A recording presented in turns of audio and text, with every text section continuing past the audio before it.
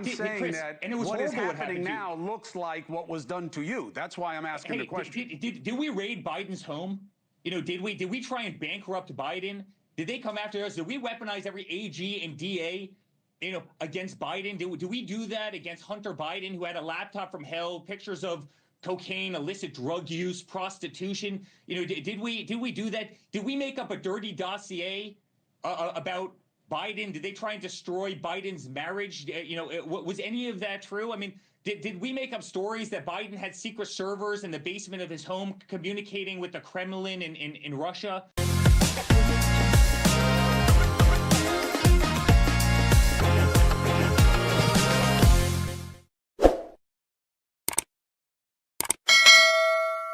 Hi, I'm Pastor Marty. Welcome to the Saturday edition of the Afternoon Drive. Please make sure that you are a subscriber to the channel. Once you are, smack the bell, click the word all. That will give you notification of my rants, my ravings, my undeniably flawless reasonings. Hey, please like and share this video. It really is the only way that we get the word out that we're here. Thank you so much for watching. Thank you for being a part of the Afternoon Drive.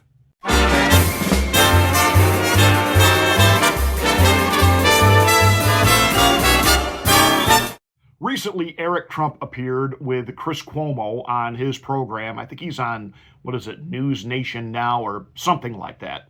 Let me just say this about Chris Cuomo, and there's a lot to say, and I know back in the day we were calling him Fredo, and when he was on CNN, he was kind of insufferable. And then supposedly, he had this come to Jesus when he got fired, and, he kind of sounded like he was leaning a little bit in the right direction and trying to be, Mr. Independent. All that aside, the one thing I've always appreciated about Chris Cuomo is when he does an interview, even when it's with someone that he disagrees, someone that he is going to push back, I do appreciate this about him, and I got to get this out right here. He gives them space to talk. Before he steps in and even sometimes says something kind of stupid and asinine, he at least allows the person he's interviewing to talk. That is what an interview is about. Let the person that you brought on there to be interviewed, let them talk. That drives me nuts even over on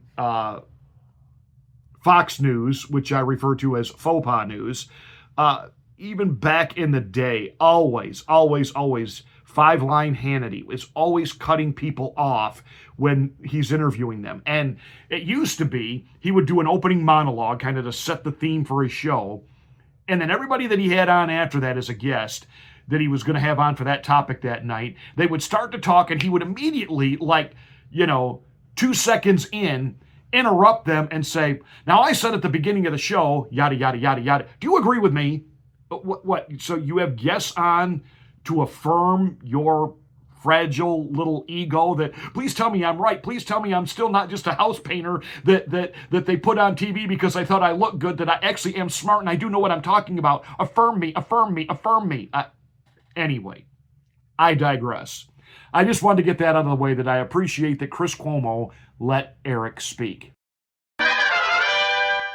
So Chris Cuomo had Eric Trump on to talk about, hey, these indictments that are coming down, like Comey, Letitia James, and that one just keeps getting bigger. There's something I could say right there, but I shouldn't body shame. See, I really am a pastor. There are times I do let the Holy Spirit bridle my tongue. Apparently there's one coming down now for John Bolton. Good. There's a few others. I've noticed Hillary Rodham Clinton has been saying nice things about Donald Trump lately. Could she possibly be thinking there's an indictment with her name on it? She even said on the news the other night that she thinks Donald Trump does deserve the Nobel Peace Prize for what he pulled off in Gaza. Wait, what? Yeah. So he was asking Eric, don't you think that by doing this, what you're really doing is playing into the hands of the Democrats, and you're doing exactly what you said they did to you? And so Eric begins to make the case. And again, to his credit, Chris let him talk, but then he interjected and said, I get what you're saying, but. I get what you're saying, but.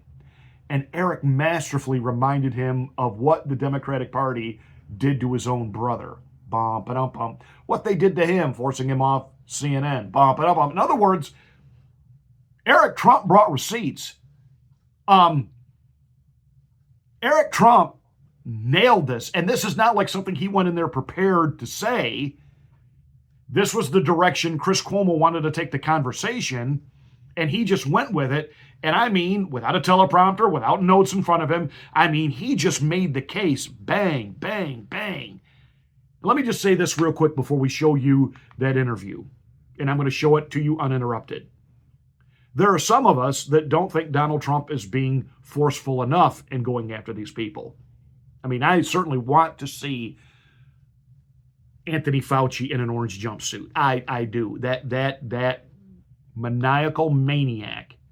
There is a place hotter in hell for him than most other people that are there. What he put the world through. That all said, here's Eric Trump with Chris Cuomo. Do you think that it is fair to say it looks like the administration is going after its political opponents now and doing exactly what you say you oppose? What, Comey? Because I mean, it seemed very clear to me in the congressional testimony. I don't know, just watching it, I certainly seemed like he lied to me. I mean, I'm also wondering what an FBI director is doing, taking memos from the FBI and leaking them to the New York Times. I mean, Chris, I'm a guy that hopes that the FBI director would be keeping planes from flying into buildings, keeping our country safe, keeping the Western way of life safe. Instead, this guy is, communicating every single day with the New York Times. I mean, I'd hope a lot better, but I find it so ironic that you're literally one that's pushing back on the weaponization of government when the very same people that were coming after us, went after your brother, like hounds. I mean, they did everything they could to destroy his governorship. They did everything they could to destroy his life. They did everything they could to destroy you. I sat in that same seat. The only difference is my last name wasn't Cuomo. My last name was Trump. They were trying to destroy my father. And by doing that, they were trying to destroy me, and they were trying to destroy the Trump organization. They were trying to take all our assets and strip our name off of every building in New York City. You've been on the receiving end of the very same people that I've been on the receiving end of. And so to play coy with me as if this isn't happening in the United States of America just seems ironic and foolish given what you've been through more so than anybody. Hold on a second.